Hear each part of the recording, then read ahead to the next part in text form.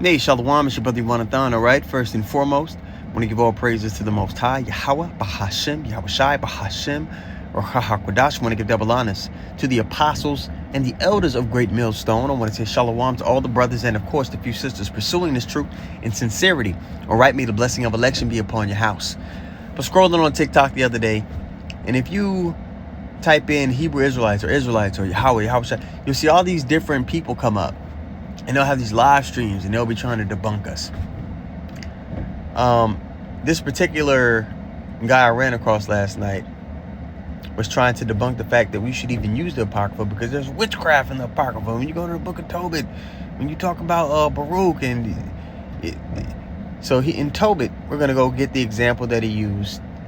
And I think he used Baruch 3 and 10 to make a point too. We'll go read that and clear the confusion. So, off the rip, in regards to witchcraft, the scriptures forbid it, right? We know this. The issue is the source and the sanction. So, let's go to Deuteronomy 18 and 10, all right? Just to establish the foundation of their argument. And we'll go from there. Deuteronomy 18 and 10, KJV, it says, "There shall not be found among you anyone that maketh his son or his daughter to pass through the fire," right? They would do sacrifices to Baal, Molech in ancient time. All those Hamites that they were going through their lands and they had to conquer them. They were keeping these practices, and the Lord was basically revamping our people to the ancient way and saying, hey, these are things you are to abstain from, all right? Or that uses divination, or an observer of times, or an enchanter, or a witch, or a charmer, or a consulter with familiar spirits. And I think that's the point they use for Baruch 3 and 10.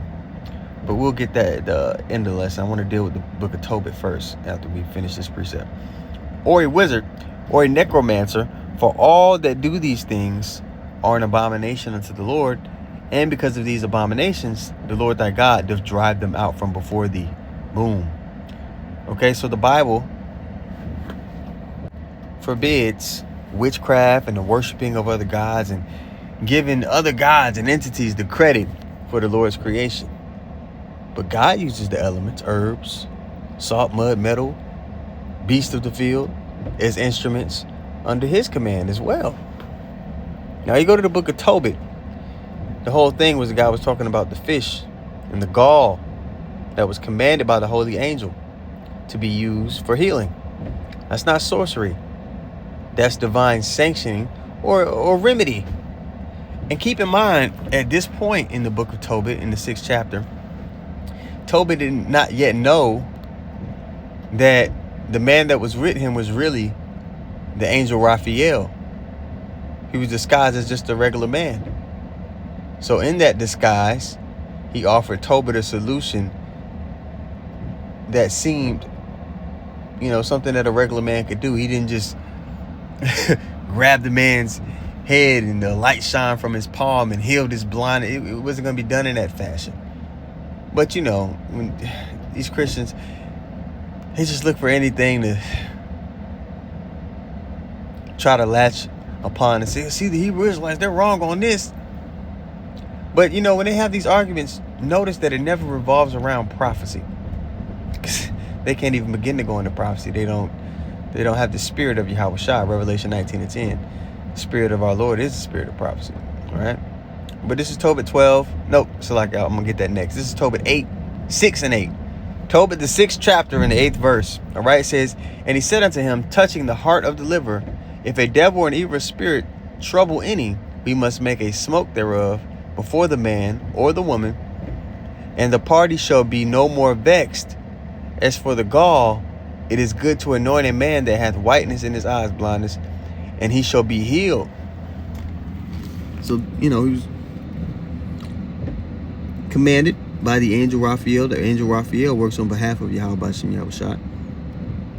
And he took this and used it to say, oh, see, that's witchcraft. They chopping up a fish. And we're so far from holistic practices. We're so far from, the ancient way of doing things and healing, and people read something like that and it just seems so far out to them.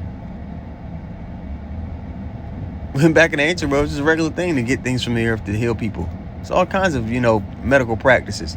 But the source of any healing comes from the Lord. You can give somebody all the remedies you want to, but if the Lord isn't with you, it's not going to work. Okay? Now let's go to Tobit 12 and 15, where the angel Raphael revealed who he was to Tobit. All right? It says, I am Raphael, one of the 7 holy angels, which present the prayers of the saints, and which go in and out before the glory of the Holy One. So, you think the angel Raphael was doing something that wasn't sanctioned by the Lord?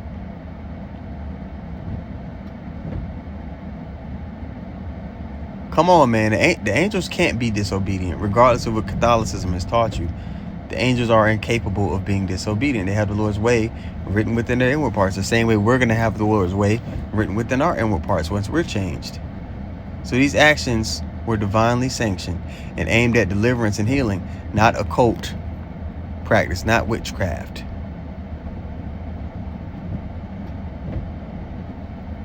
You see, on the left-hand side, the wicked, they could do particular things. But when something has God's authority and sanction behind it, it vastly overcomes any imitation of the real thing. And that's what Esau is doing with this technology today. He's trying to imitate the power of the real thing of Yahweh Shem Yahweh. Can't.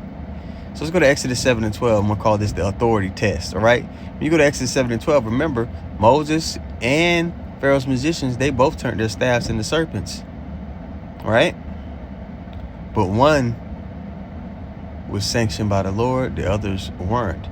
So those that weren't sanctioned by the Lord, they got ate up. This is Exodus 7 and 12. For they cast down every man his rod, and they became serpents. But Aaron's rod swallowed up their rods. He swallowed up Pharaoh's magicians' rods, their snakes. It was power on a low level. But the power that was with Moses and Aaron was of the highest sort. All right, it was from the source. Okay, it was far more potent. So yeah, there's similar acts that exist to a lot of the things that the Lord commanded us to do in the scriptures, but they don't have the Lord's authority and his sanctioning behind it. So it's just counterfeit power. Let's get some more precepts that are often misread as witchcraft, but in fact they're righteous due to God's command. Let's go to Genesis 22 and 2. And he said, take now thy son, this is Abraham, right? When he was commanded to sacrifice Isaac. The Lord didn't have him do it, but what made Abraham a righteous man was his obedience. That's what righteousness is. A lot of people, when they think about righteousness and wickedness, they really overlay it with their own perspective of what's right and wrong, not understanding that righteousness is solely tied to being obedient to what the Lord has commanded or what the Lord asks of you. Obedience to the Father has nothing to do with how you feel. All right, Genesis 22 and 2. And he said, take now thy son, thine only son Isaac, whom thou lovest, and get thee into the land of Moriah. Now, a lot of people, human sacrifice, oh my God. Now, one, the Lord didn't actually have Abraham follow through with it. Two, Abraham believed that the Lord could bring him back from the dead because he already promised him that through Isaac, the blessing was going to happen. Three, that same spirit that was in Isaac was in Yahweh Shai. And eventually, Isaac, who was the same spirit as Yahweh Shai, who the world ignorantly calls Jesus, was a sacrifice on the nation's behalf. Blood has to be shed to make recompense in the scriptures. But that sacrifice disconnected us from having to have animal sacrifices anymore. So Yahweh Shai being put up on that cross, he was the ultimate sacrifice. He was that lamb without blemish. On the left-hand side, and in witchcraft, that's what they're mimicking the right-hand side. They're mimicking what the Lord has commanded, but it's not sanctioned by the Lord. That's what makes it witchcraft. That's what makes it contrary. That's what makes it evil. That's what makes it wicked, because it's not sanctioned by the Lord. Regardless of what something looks like, if it's sanctioned by the Lord, then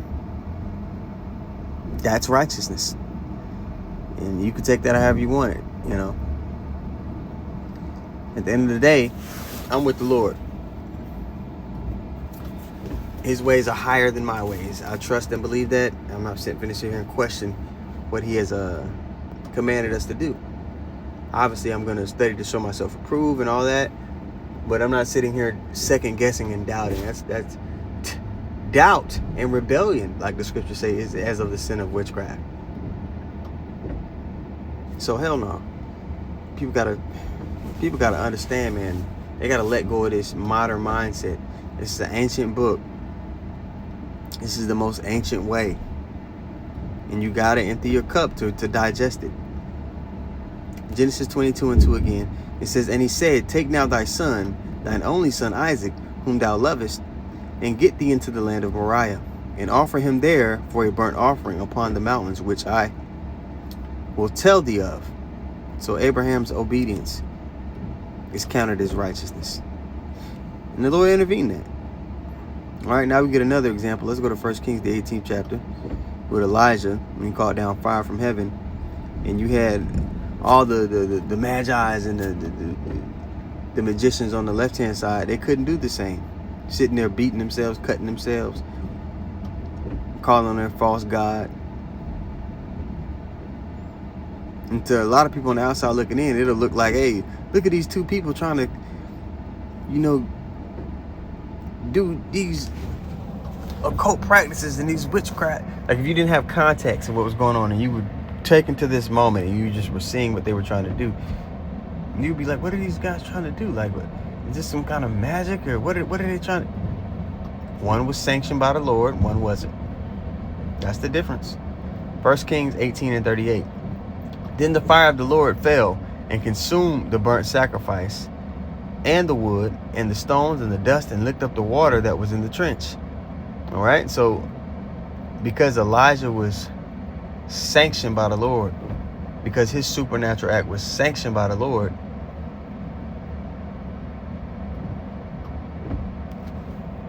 most people reading it won't look at it that way. You don't think to say, oh man, what would this look like to somebody who doesn't have any context? It would look like witchcraft, but it's not, because it's sanctioned by the Lord.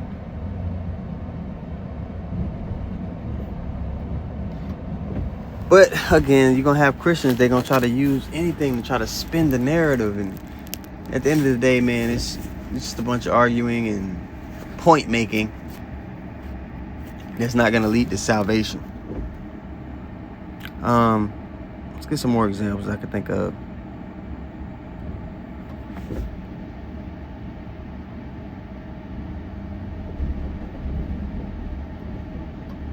Yeah, 2 Kings 20:7.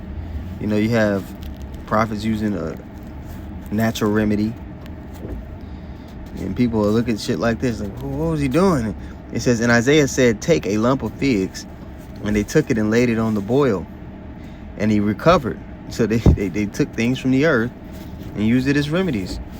But you know, when they use these remedies, who did they call upon for the healing? Ultimately, the Lord, because the Lord sanctions healing. Another one I could think of here.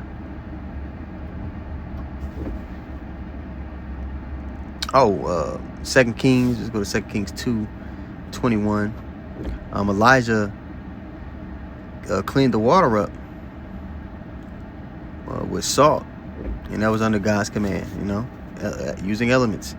And he went forth, this is 2 Kings 2:21, and he went forth unto the spring of the waters, and cast the salt in there, and said, thus saith the Lord, I have healed these waters, there shall they not be from thence any more death or barren land.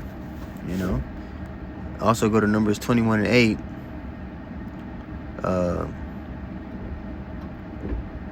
Moses and the snake. Let me find. Yes, 21 and verse 8. And it says, and the Lord said unto Moses, make thee a fiery serpent, and set it upon a pole, and it shall come to pass that every one that is bitten, when he looketh upon it, shall live. So if anyone that was in that battle that was bitten, Salaki, that was, while they were in the wilderness, was bitten by a snake, they could look at that serpent upon that pole, and they would be healed. Now, Can anybody just make a serpent and put it on a pole and you can get healed that way? No. It had to be sanctioned by the Lord.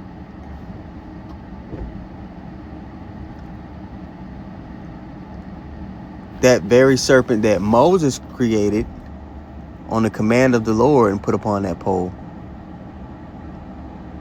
Healing was serpent in that instance. Healing was sanctioned in that instance. Because the Lord was the source and the sanction. That's the difference between wickedness or witchcraft and something that the Lord is down with. Is if he sanctioned it or not. Let me see here. Let's go to John 9:6, but I'm going to read this in the NLT. And this is Yahweh Shah when he spit in the dirt and used that to heal that man's eyes. I love this chapter. I will start from the top, but I'm going to just get straight to the point so the lesson won't be too crazy long because I'm pressed for time right now. This is John 9:6 in the NLT. It says, then he spit on the ground and made mud with saliva and spread the mud over the blind man's eyes. Now, Yahweh Shah being the first spirit ever created, off the rip, if anybody's sanctioned by the Lord, it's him. And through Yahweh Shah, we all get healing. The Lord says he's going to return back with healing in his wings.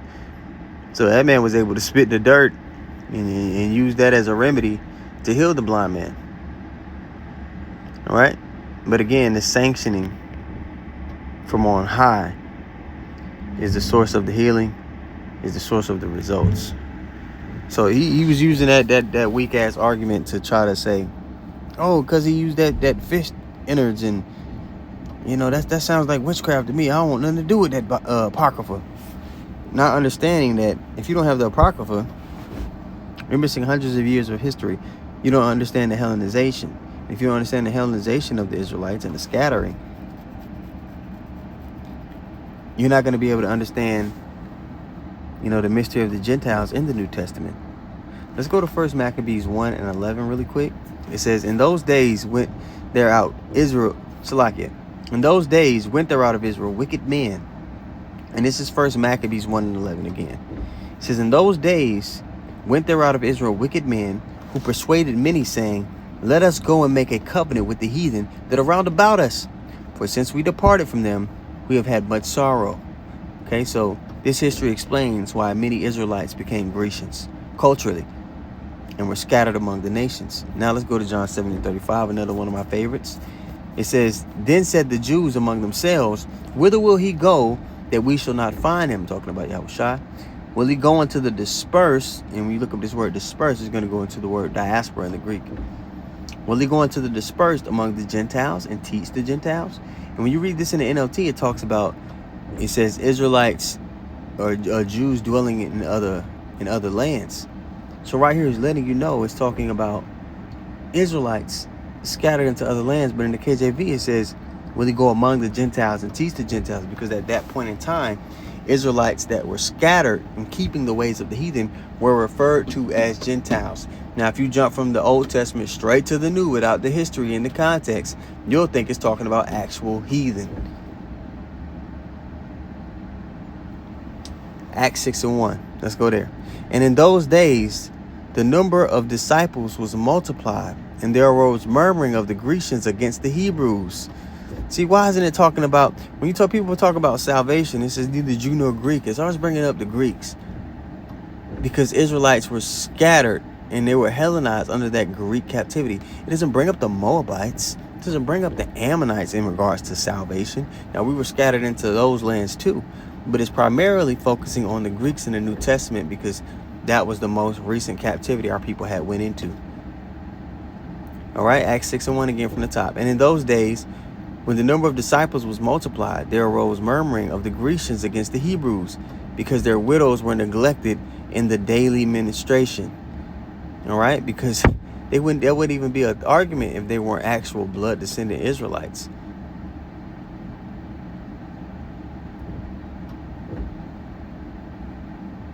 So those are some precepts that help you understand the mystery language in the New Testament. All right, so you can understand that the Gentiles in the New Testament were Hellenized or scattered Israelites. And the Apocrypha supplies the crucial context for that understanding.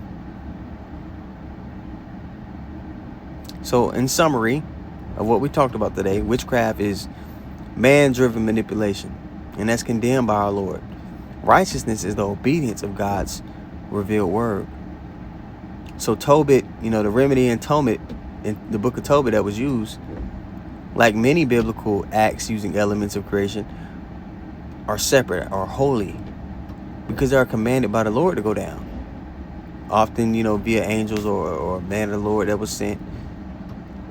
And it's not an occult technique or witchcraft technique because, again, the source and the sanction.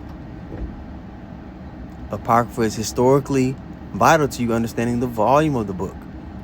And the Lord comes in the volume of the book. And it preserves the record of Greek domination and Hellenization that illuminates, who the Gentiles are in the New Testament, being dispersed Israelites among the nations. You need to know those things. I feel like I'm forgetting something. Oh yeah, Baruch 3:10. One more point here. He also brought up, I'm going to read it first. Baruch 3:10.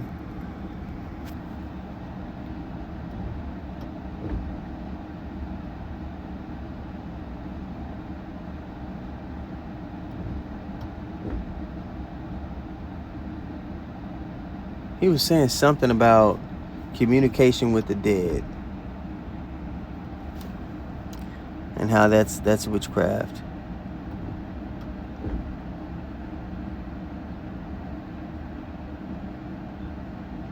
Was it Baruch 3:10 that he used?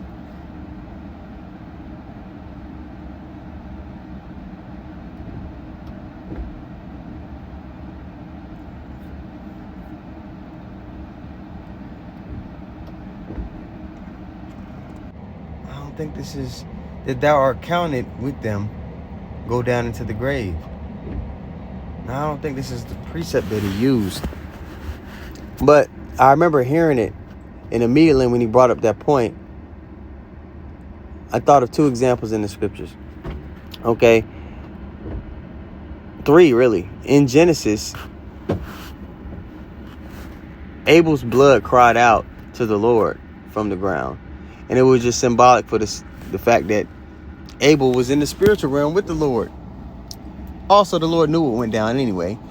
But he was in the spiritual realm with the Lord, complaining. The same way when you go to the book of Revelation, the spirits of the saints are complaining to Yahweh Shai about the wicked.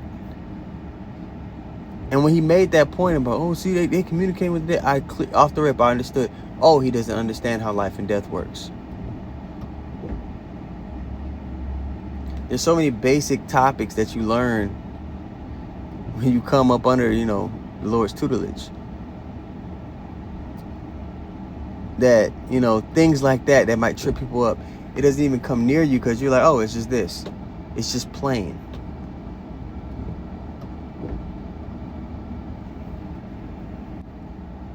So when you go to Revelation 6 and 10, do you start to think, this is divination and witchcraft? Let's read it real quick. Revelation 6 and 10. And they cried with a loud voice, saying, How long, O Lord, holy and true, dost thou not judge and avenge our blood on them that dwell in the earth? These are spirits that are in the spiritual realm that plead with the Lord to hasten the day. Are you looking at this as witchcraft?